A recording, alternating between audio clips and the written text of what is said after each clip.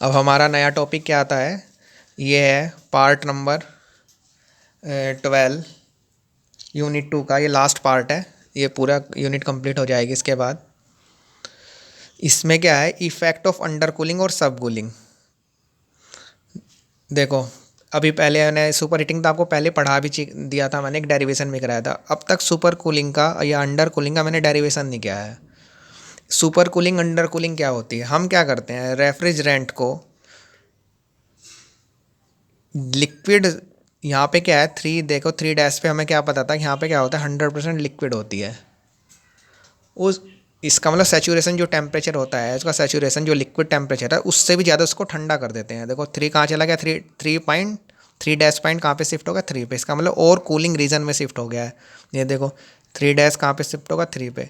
इसका मतलब हम सेचुरेशन टेम्परेचर से भी कम पे कूलिंग कर देते हैं रेफ्रिजरेंट को। यदि रेफ्रिजरेंट को ज़्यादा ठंडा कर देंगे, यदि 3 डैश पॉइंट 3 पे शिफ्ट हो जाएगा, तो जब आइसोएंथैल्पिक प्रोसेस तो 4 डैश से इधर शिफ्ट हो जाएगा। तो अब देखो, जब हम COP लिखेंगे H1 - H4, तो ये क्या आएगी, ज़्यादा आएगी। पहले कितनी थी, H1 - H4 डैश, पहले इतनी होती थी, अब क्या आएगी H1 - H4। तो यहाँ पे क्या आएगी, हमारा रेफ्रिजरेटिंग इफेक्ट क्या आएगा, ज़्यादा आएगा। इसलिए हम क्या करते हैं, सब कूलिंग या अंडर कूलिंग करते हैं, जिससे हमारा रेफ्रिजरेटिंग इफेक्ट क्या हो जाए, बढ़ जाए। इससे क्या हो, रेफ्रिजरेटिंग बढ़ने का मतलब क्या है, जो हमारा फ्रीजर है, इवोपरेटर है, वो क्या करे, ज़्यादा कैपेसिटी से ठंडा करे, यानी ज़्यादा फास्ट ठंडा करे। तो सबसे पहले इसमें साइकिल बता देता हूँ क्या क्या होंगी। वही है, पहले तो सबसे पहले सेम साइकिल है। पहले हम पढ़ देते हैं क्या है, 1 2 3 - 4 डैश। पहले जो 1 2 3 - 4 डैश, जो 1 2 3 - 4 डैश है, वो साइकिल क्या है, विदाउट अंडर कूलिंग है, यानी वो सिंपल साइकिल है जो मैंने आपको पहले पढ़ाई थी। अब हम अंडर कूलिंग करेंगे। ये कौन सा साइकिल है, 1 2 3 4, 1 2 3 4। ये वो साइकिल है जब अंडर कूलिंग हो गई, जिसमें जब साइकिल ये बनी। अब सबसे पहले 1 से 2 प्रोसेस का है, वही सेम जो हमने लास्ट डेरिवेशन में सब में पढ़ी है, आइसेंट्रोपिक कंप्रेशन इन कंप्रेसर। ये रही 1 से 2 आइसेंट्रोपिक कंप्रेशन इन कंप्रेसर। 2 से 3 डैश, 2 से 3 डैश क्या है, पहले 2 से यहाँ पे 3 डैश तक, यह है कांस्टेंट प्रेशर हीट रिजेक्शन इन कंडेंसर। कंडेंसर में क्या है, हीट रिजेक्शन है। इसके बाद 3 डैश से 3 क्या है, आप देखो 3 डैश से 3 क्या है, अंडर कूलिंग इन कंडेंसर। ये है अंडर कूलिंग। हमने क्या करा, कंडेंसर में और अंडर कूलिंग कर दी। पहले यहाँ पे हमारी प्रोसेस खत्म हो जाती थी 3 डैश पे। अब देखो 3 डैश से प्रोसेस नहीं खत्म हो रही है, वो कहाँ पे जा रही है, 3 डैश से 3 तक जा रही है। इसका मतलब क्या है, हम उसको अंडर कूलिंग करें और ज़्यादा ठंडा कर रहे हैं। तो ये क्या होगी, अंडर कूलिंग इन कंडेंसर। और 3 से 4 वो आइसो एंथैल्पिक एक्सपेंशन इन एक्सपेंशन है, वही सेम प्रोसेस है। आइसो एंथैल्पिक मतलब एंथैल्पी कांस्टेंट, तो एक वर्टिकल लाइन आएगी। तो 3 से 4 क्या होगी, isoenthalpic expansion in expansion device. 4 से 1 क्या है, 4 से 1, 4 डैश से नहीं, केवल 4 से 1। Constant pressure heat addition in evaporator, constant pressure heat addition in evaporator, जो कि लास्ट सिंपल प्रोसेस होती थी। बिल्कुल यही सेम डायग्राम TS के ऊपर है। 1 से 2 आइसेंट्रोपिक कंप्रेशन, 2 से 3 डैश तक हीट रिजेक्शन इन कंडेंसर, 3 डैश से 3 अंडर कूलिंग, और 3 से 4 आइसेंथैल्पिक एक्सपेंशन, और 4 से 1 constant pressure heat addition in evaporator. Same यही हमने TS डायग्राम के ऊपर बना ली यही। अब इससे क्या हुआ, अंडर कूलिंग, इसको अंडर कूलिंग बोलते हैं और सब कूलिंग बोलते हैं, दोनों बोलते हैं। चाहे अंडर कूलिंग के नाम से है, चाहे सब कूलिंग के नाम से है, डेरिवेशन यही करना है।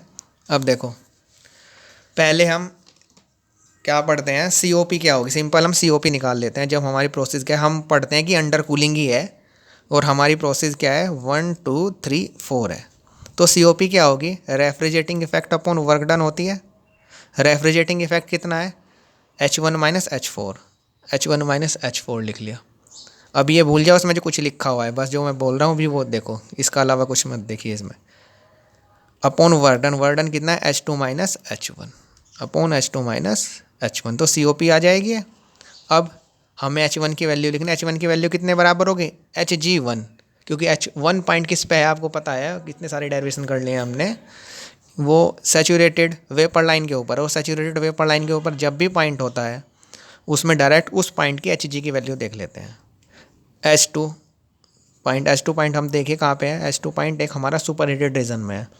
तो पहले 2 डैश तक के एंथैल्पी और प्लस 2 डैश से 2 तक के एंथैल्पी और ऐड कर देंगे 2 के निकालने के लिए। तो वही करा हमने H2 में क्या करा, H2 डैश तक के एंथैल्पी और प्लस क्या कर दिया, एंथैल्पी बिटवीन 2 डैश एंड 2।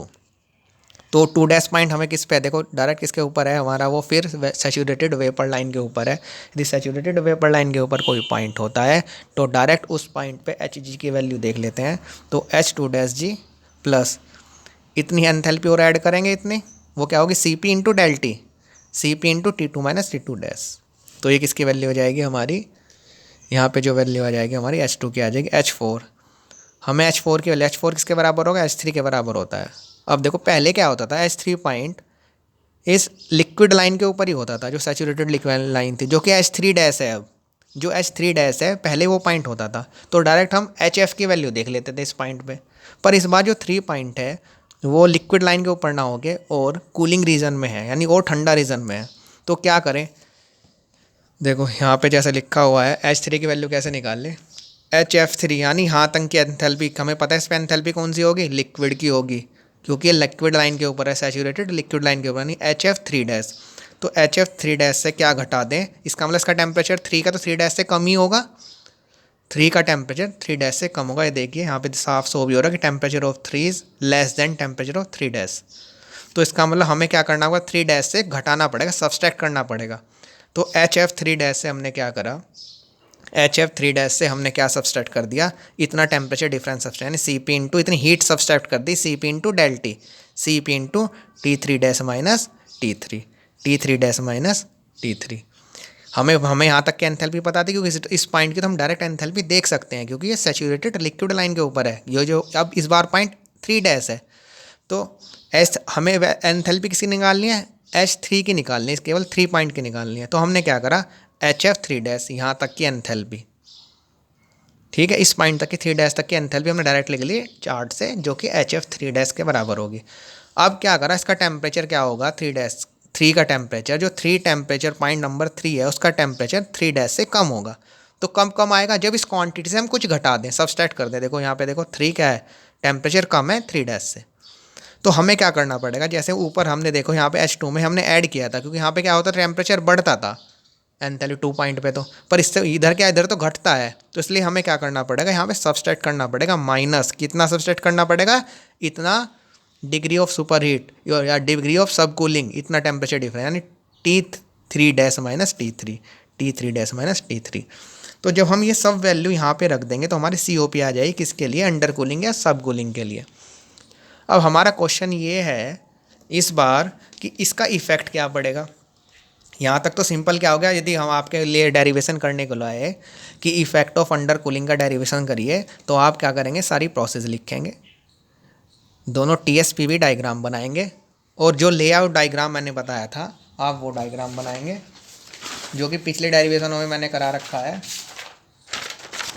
जो कि ये है लेआउट डायग्राम। ये डायग्राम बनाएंगे वही, जहाँ पे कंप्रेसर, कंडेंसर, एक्सपेंशन डिवाइस और इवोपरेटर लगा हुआ है। आपके सबके पास नोट्स भी हैं और पहले वीडियो में भी है डायग्राम, ठीक है। ये वाला डायग्राम बनाएंगे। इसके बाद ये दोनों pH और TS डायग्राम बनेंगे। फिर COP का फॉर्मूला लिखा जाएगा, वो क्या होता है, refrigerating effect of work done, ये वैल्यू लिखेंगे आप। और इन सब की इस चार्ट के अकॉर्डिंग, जो pH और TS है इस कंडीशन के अकॉर्डिंग, ये सब इनकी वैल्यू डिफाइन करेंगे। H2 की कितनी वैल्यू होगी, H1 की कितनी वैल्यू होगी, H4 की कितनी वैल्यू होगी और H3 की कितनी वैल्यू होगी, सब आप डिफाइन करेंगे। और बस ये क्या आ जाएगी, हमारी COP आ जाएगी। यदि डेरिवेशन सिंपल करने का तो इतना करना है, पर यदि ये आए कि इफ़ेक्ट क्या पड़ेगा, कि इफ़ेक्ट ऑफ अंडर कूलिंग या सब कूलिंग का इफ़ेक्ट क्या होगा, इसका मतलब हमारे से पूछना चाह रहे हैं कि हमारी COP घटेगी या बढ़ेगी यदि हम अंडर कूलिंग या सब कूलिंग करते हैं। तो अब देखिए, ये तो आपने कब पढ़ा है COP का फॉर्मूला, यानी H1 minus H4 upon H2 minus H1, जब हम क्या कर रहे थे, सब कूलिंग और अंडर कूलिंग कर रहे थे। अब हम पहले एक बार मैंने जो आपको सिंपल साइकिल पढ़ाई थी उसको रिव्यू कर लेते हैं।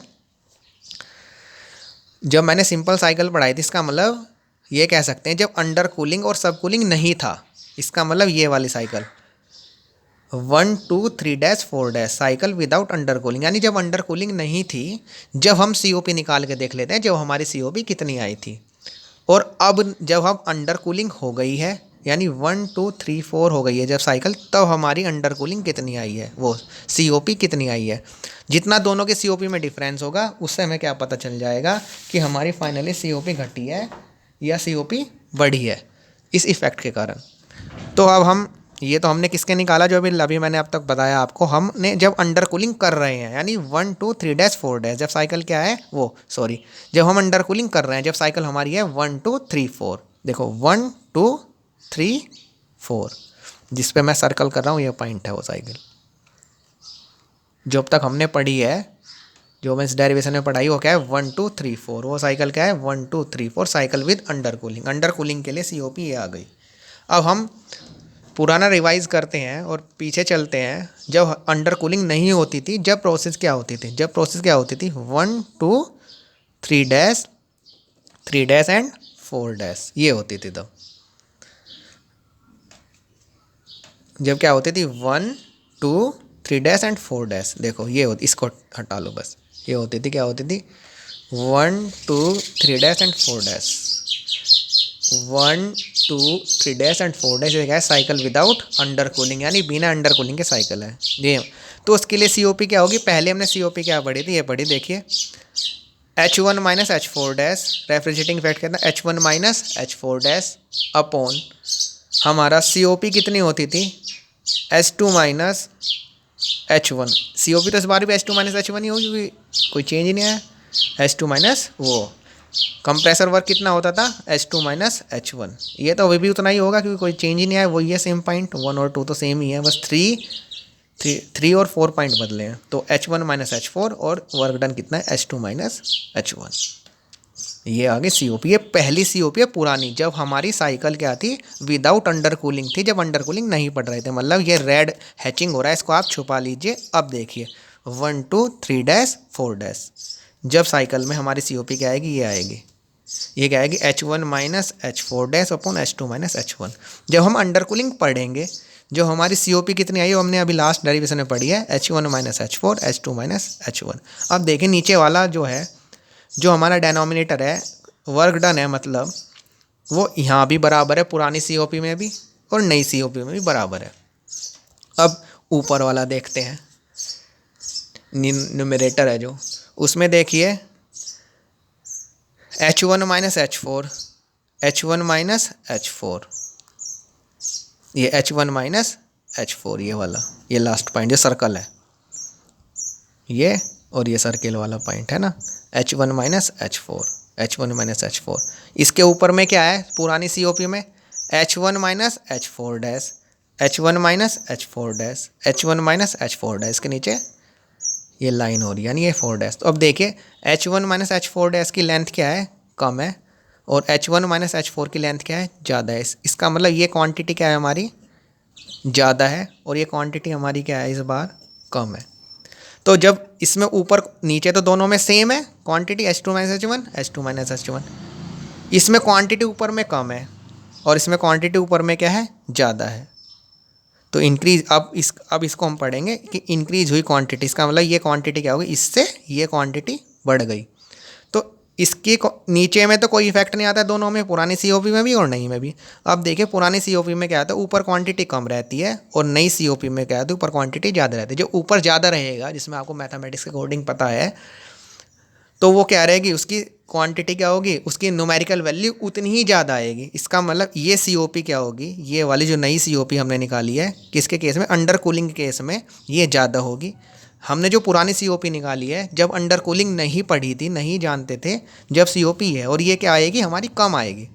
तो इससे हमें क्या पता चला कि जब हम अंडर कूलिंग करते हैं तो हमारी रेफ्रिजरेटिंग इफेक्ट, ऊपर क्या होता है रेफ्रिजरेटिंग इफेक्ट होता है, वो बढ़ जाता है, जबकि वर्क क्या रहता है, वर्क सेम ही रहता है, पहले जैसा ही रहता है। देखो वर्क तो सेम रहा, रेफ्रिजरेटिंग इफेक्ट पहले से क्या हो गया हमारा अंडर कूलिंग में बढ़ गया, जिससे क्या होता है हमारी COP अंडर कूलिंग से क्या होती है बढ़ जाती है। तो ये लिखा हुआ है इंक्रीज हुई क्वांटिटी है, क्या है बढ़ी हुई क्वांटिटी है।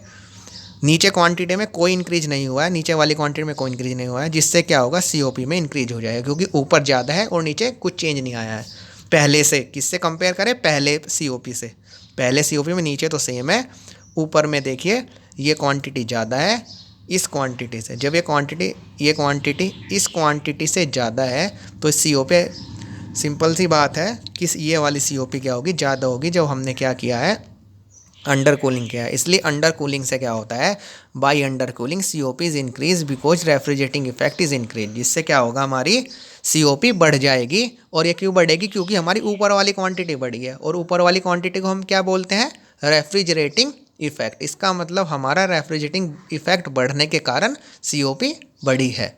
तो यही हमने लिखा है, by under cooling COP is increase because refrigerating effect is increase. Under cooling से COP बढ़ी है क्योंकि रेफ्रिजरेटिंग इफेक्ट हमारा बढ़ा है। तो सिंपल, सब कूलिंग अंडर कूलिंग से तो COP बढ़ती है, सुपर हीटिंग से COP को हम डिफाइन नहीं कर सकते, हमें नहीं पता है वो घटेगी या बढ़ेगी, वो किस पे डिपेंड करेगी कि किस टाइप की हम रेफ्रिजरेंट यूज कर रहे हैं। तो आपको ये ध्यान रखना है, जब हम सुपर हीटिंग करेंगे, इफेक्ट ऑफ सुपर हीटिंग लिखेंगे, तो उसमें हम बता नहीं पाएंगे कि हमारी COP घटी है या बढ़ी है, क्योंकि वो रेफ्रिजरेटिंग के नेचर के ऊपर डिपेंड करेगा, रेफ्रिजरेंट की। पर जब हम अंडर कूलिंग या सब कूलिंग करेंगे तो वो बिल्कुल क्लियरली डिफाइंड होगा कि इससे हमारी COP क्या होती है, हमेशा बढ़ती है। ठीक है, तो हमेशा यदि हमें किसी सिस्टम की COP बढ़ानी है तो उसको अंडर कूल या सुपर सब कूल्ड करना पड़ेगा, जिससे हमारी क्या होगी, COP इंक्रीज हो जाएगी। ठीक है, ये क्या है, लास्ट टॉपिक था हमारा यूनिट 2 का। अब यूनिट 2 हमारी कंप्लीट हो चुकी है। इसके बाद हम क्या पढ़ेंगे, यूनिट 3। अब इसके बाद आपकी यूनिट 3, क्योंकि पूरी तरह थ्योरेटिकल यूनिट है, उसकी मैं लाइव क्लास लूँगा आपको।